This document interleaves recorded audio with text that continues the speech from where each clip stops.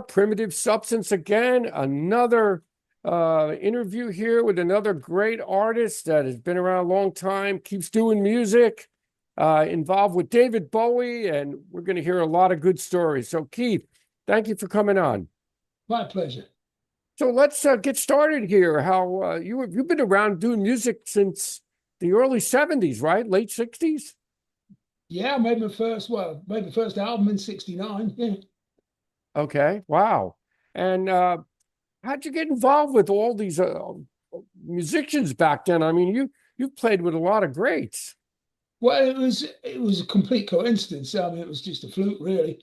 Um, I got I got to play Les Cousins in Soho, and Les Okay, Cousins was a kind of epicenter of acoustic music in this country. Um, and through that, you used to get a little bit in the Melody Maker, and it was how you sort of built your career, really. That and going out doing lots and lots of live music. okay. I got picked up by a producer called Sandy Roberton, who made my first three albums, and that just one thing led to another. Wow, that's something. Now, I guess before we get into your stuff, I guess everybody wants to know about the David Bowie connection and Space Oddity. I mean, that is amazing. Well, yeah, it didn't seem like it then. It was just Right. two young blokes in the studio. He wasn't famous. I wasn't famous. We were just making music. But of course, buried in the middle of that album. I mean, I played on four tracks, and probably the most notable one is "Letter to Hermione." Right. And but buried in that album, of course, was the separately produced Space Oddity, and that's what elevated that album from being just another LP made by an up and comer into something that really launched his career. Hmm. Well, So I guess it gave him the platform to launch his career. He was the one that did all the work. did you play on most of that record? Were you No, just four tracks. okay, right, okay. And that must have been quite a magical moment doing that song because it still resonates today. It'll always resonate. I didn't really see it that way. I mean, it was he's deceptive, David Bowie stuff. He's very deceptive because you think it sounds simple, but he's got some very he's always thought differently, and Yeah. right in those early days when he was feeling his way for, one style here, different style there. We just sat there, was no rehearsals, we just went in the studio and sat down, him and me, obviously each other in the studio, headphones on, guitars, and I just ran through a few things. And once we'd done a couple of run throughs, we took it. Yeah, about that. Yeah. And I know Rick Wakeman was on that. Was he part of that session too? Rick No, there was Wakeman? just that particular session, it was just him and me. There was nobody else there. Oh, okay. Man, that's something. And then now you've also played the first Glastonbury Festival. Yeah, Glastonbury. Wow, that's Yeah. something. What was that Well, like?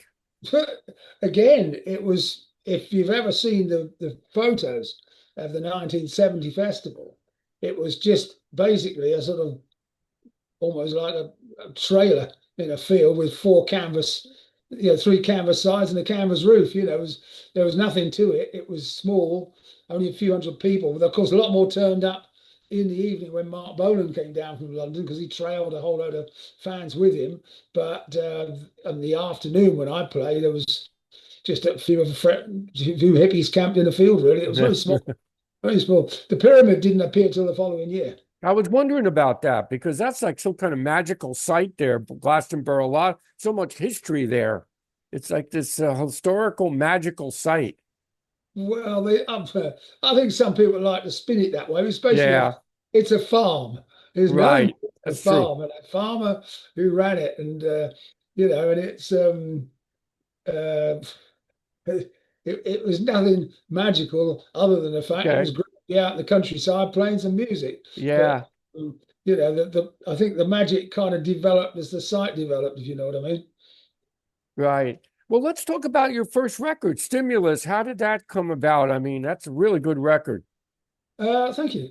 Well, I was at university for all of the first three albums, and so Mm, I wasn't able to produce it, approach it as I would have done professionally. So basically, I was in lectures, in the evenings writing songs, playing, in clubs and sing around, folk clubs and sing arounds in Bristol. Oh. And then I'd jump in the car, drive up to London, park outside the studio, go in, never having met any of the guys before, Hmm. play out the stuff, and then we make a record. That's something. And Yeah, you that had was a four track. Four stimulus was done on four track. So Sandy had to do some pretty nifty bouncing around. I think he tied the bass and the bass drum together and things like that. The whole of the bass, the whole of the drum kit was bounced down onto one stereo track. wow. You don't He think did it. about that these days. That's 4 tracks you did, right? Well, yeah, I know. I mean, people got 200 tracks on the computer. It was a whole different That way is of doing it. something. All the Beatles stuff was done on four track. Right, right. I think Sergeant Pepper wasn't that done on 8 track after a Eight while? track, Yeah, Sergeant that's what I Pepper. Yeah, thought. yeah, yeah. So were you on a major record label at that point when you were doing these records? No, it was Sandy who I was contracted to. Okay. He was my sort of everything really. It was like agent, producer. I mean, I don't think he ever managed me. I just did my own gigs and did my own thing. But he got me the record in the studio with the guys with Mighty Baby and made the record. And then I cleared off. I didn't have anything to do with the cover or anything or the mixing. Next thing I knew, I was given a demo. Wow. Now, how did you link up with all? I mean, you were opening up for some pretty great acts. I mean, The Who, King Crimson, Mm. 10 years after. Wow. Now, talk about some of that. Well, that came about because as I said, I was still at university doing gigs, and Sandy rang up and said, "Do you want to support a rock band?" And I said, "Not particularly," because I was a folk club guy. It was me and say 30 people in a room. No mics, no PA, nothing. Plenty of chat, Yeah. but nothing big. And I said, "Not particularly," but he said, "Well, give it a go." So I was supporting Argent at Cardiff University, which is just over the bridge from Bristol, where I live. Okay. So I was petrified, I have to say. I honestly didn't think it would work. But I wasn't really like a folk singer. I mean, I was pretty aggressive and pretty loud. And I did this thing where I finished up my set with a drum solo. And Hmm. I had a comic song as well called The Ballad of Robin Head, Yeah, that's great. all about smoking dope. And so I was probably more of a crowd pleaser than a technician. And anyway, I supported Argent. Didn't think it would go down at all. And it went down and that was a bomb. So I was thrilled a bit. So that suddenly I was out of university on the Tuesday, went in to check whether I passed or not. I'd scraped a degree. And on Friday, I was called down to Sheffield to support the Who. Wow. How about that? Yeah, really. That must have been amazing. In 19, what, 70, 71? Yeah, 71. Oh man, those guys Yeah. were must have been incredible back then. Well, on the cover of Who's Next, which is where they're all urinating up against the concrete block, because sort of, so I'm taking a Mickey out of 2001, if you recall that Yeah. cover. On the Right? back, there's them sitting there in the middle of a dressing room. It's been smashed to bits. I was the other side of the wall from that. Oh, you were. Yeah, that was a Oh man. Sheffield gig. Did you get to hang out with these guys and party with them, or was it just No, no, you're in your own humble separate world? support acts. We Yeah, went on, did your 40 minutes, got the crowd warmed up, went off, yeah. and that was it. Went on to the next gig. But no, I did in the end. Um, I was sitting in my dressing room. I just finished the gig, and I thought, oh wow. I got standing over. I cheered off the stage. Hmm. Had to go back and do an encore. I did me funny for the encore, and there was people chucking joints on stage, and it's brilliant fun. And then I sat in the dressing room and thought, "Oh, that was fantastic! I enjoyed that." And the door opened, and Roger Daltrey walked in. How And about that? yeah, and I was like Wow. 22 or something. And only a few years before, I'd been buying his singles. And he invited me down to his house in the countryside and gave me his phone number. And Oh, really? yeah, and I just sat there. I thought, "Bloody hell, it doesn't get any better than this." Are you still in touch with Roger at all, or No, no, no, I no, think no. so. I gave up music for many years to do other things. Yeah, they're still trying to play live, but it's kind of sad. I mean, I think they just canceled a tour, a show in Philadelphia. These guys are, it's kind of hard. I don't know how you keep Well, touring like that. it's yeah, I've heard an awful lot of people get up and start wanting to sing again, usually often because of money, Right. although they don't need it. Right, exactly. Well, I shouldn't, I just bloody hope they don't need it. But it doesn't mean to say you can't do it. But what you've got to do is you've got to look after yourself. You've got to Right. no Exactly. smoking, everything in moderation. You can't do it like you used to do it. But if you stay fit and look after yourself, you can go on a long time. I mean, I'm having Yeah. fun doing gigs. I'm doing some of the best music of my life. Yeah, How long yeah. that'll go on for, I have no idea. But when I see guys and women getting up when their voices have gone, it either tells me it's gone for good or they just haven't practiced. Yeah, Got that's to do a lot true. of practicing to get yourself up to speed if you're past, say, 60, 70 years of age. Yeah, I got to take care of yourself. Now, what is Well, your connection now with Pete Sinfield is kind of fascinating. How did you meet him? Pete was lovely. Pete, He was lovely. Um, the next tour after, well, I did the two gigs supporting the Who, and straight away I got snapped up to do a whole tour with King Crimson. I'd never been on the road before, and wow.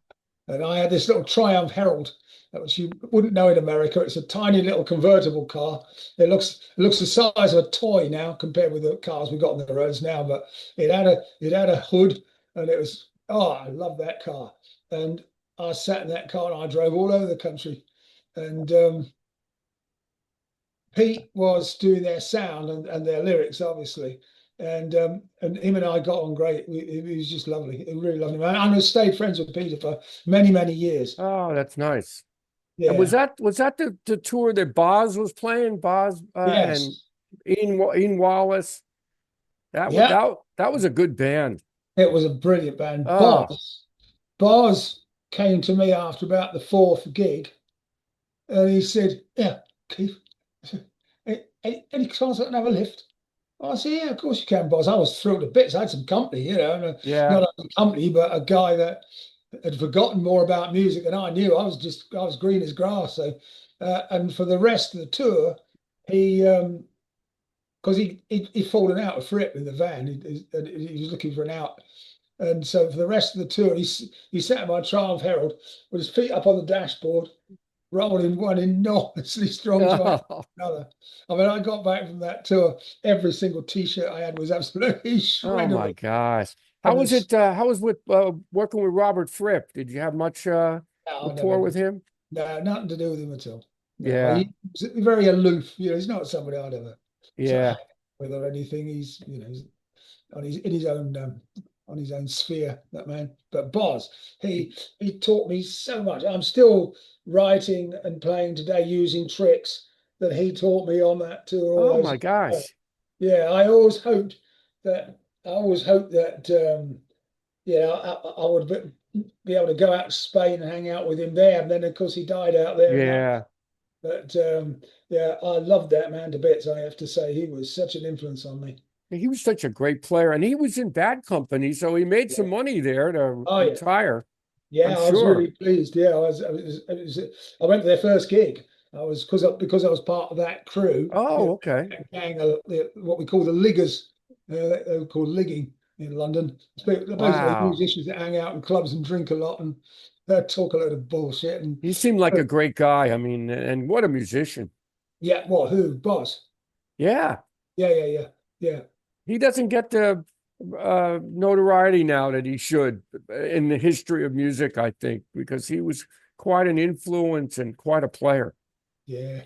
Now, talk about Fake of the Wings, Fable of the Wings, right? With I've never heard of this band, Brass Monkey.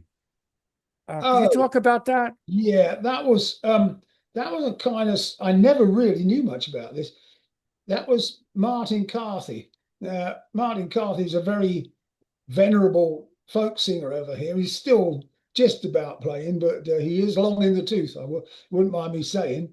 Martin Carthy, and he was in Fairport, and Hmm. and he had a duo with Dave Swarbrick, the fiddle player. Okay. So Carthy Swarbrick they're very folky, tremendously folky. They're not my kind of thing, but really folky and very respected, hugely respected here. Um, and I think he got together with some other musicians. They called themselves Brass Monkey. I think they only made the one album. I don't Yeah. think they did much live, so it was a kind of here 1 minute and gone the thing the next. But they covered "Fable of the Wings" for me, which was very nice. Hmm. And so, yeah, because I never heard of this group. I think were they known much in the UK? Was their big? I think so for a time, but like I say, I was doing other things. I wasn't really into the folk scene at that point, so I don't really know, how much clout they covered. But if it had Martin Carthy in it, then it would always had some clout, definitely. Hmm. And then you did a lot. You've done a lot of solo acoustic sets, right? Is that mostly what you do? Yeah, it is now. I mean, yeah, life and convenience and everything. I sort of having made the big albums, then I went and I did a whole load of building work and house renovation for 10 years. That Okay. that's sort of fed up with well, I didn't have any inspiration left in the music, and for me, if I'm not writing, then there's no point Yeah. because they're for me. I don't really want to just go around singing the same old songs. To me, always it's a forward movement, and always if I'm creating, then I'm excited and I'm keen to play. And so that was all just fading away. So I went and did work, for 10 years, and then I retrained as a teacher, and I taught in Mm. Bristol. I did that for 20 years Wow. That's and great. put a pension away.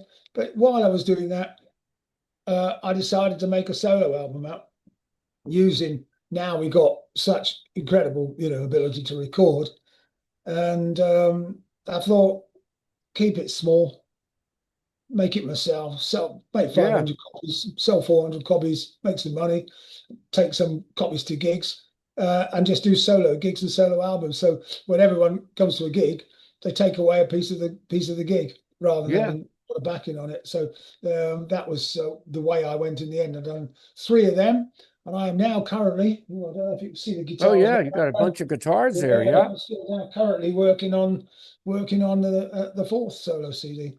So what inspires you to write music? Is it something you see in the news? Is it something happens to you, say of a death that happens somewhere that you know, or what inspires you to write? That is a very good question. I think I love hearing the guitar. I love finger picking different types of pick and hearing guitar, and I hear it and it sort of talks to me, but I can't sometimes pick up the message. But then sometimes I'll just get an idea for a song. Lying in the bath, driving along, I quickly get my phone out, you know, put the Mm, recorder on, and either sing or speak into it to catch ideas. I've got hundreds of them. mm. And then gets the point where I've got to recently where I've sit down and I've got to work the whole damn thing out. Then I've got to work them all out and pick the best ones out. And I don't know if you Yeah. can see there as a Yeah, I see that. paper. Can you Right, see? right. That's songs. That's all songs waiting. Now, now Um, do you use different tuning, or do you on your guitar? I used to use quite a lot of tunes. Now I I only use two. I use G Okay. on my Fender. That can you see that Fender? Yes. Right. Yeah, that's the one I played on David Bowie's album. It is that Yeah, one. same, Wow. yeah, That's a bit same. of history there. Oh, it's a wicked.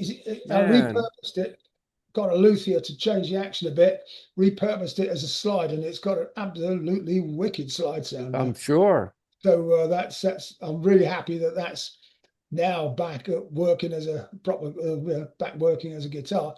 Um, but I do a B tuning, and Mm. I've got four or five, I can't remember, variations of one tuning, the B tuning, which was something I invented back in 1971 on an album called Pygmy. I used that on a song there. And so now I find it so versatile. I do practically everything in that. You bring that guitar out, that guitar that you played on Space Oddity? Do you actually Yeah, bring that to yeah, play? yeah, yeah, yeah. I That's noticed, got to I earn think, its corn. because that's good to hear, because Joni Mitchell did a lot of different tunings for her Yeah, songs when she did, when she wrote a lot of different songs. Yeah, that makes a difference because then the sound is different. It comes to your, you know, writing. So that makes a yeah. big difference. Hang on. Let's see. And I'll give you a little hint of this one, how this is. Um, yeah, you got a lot of, oh yeah, there it is. Oh, nice guitar, beautiful. these are new. These are Chinese, and the sound is absolutely awesome. Just wonderful. Hmm, 230 quid, okay. which is ridiculous. Yeah,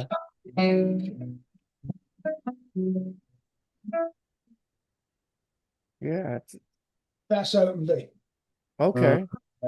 I'll put it. And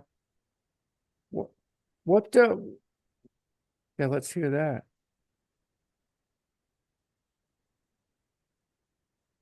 So you have a different, the tuning makes definitely a difference.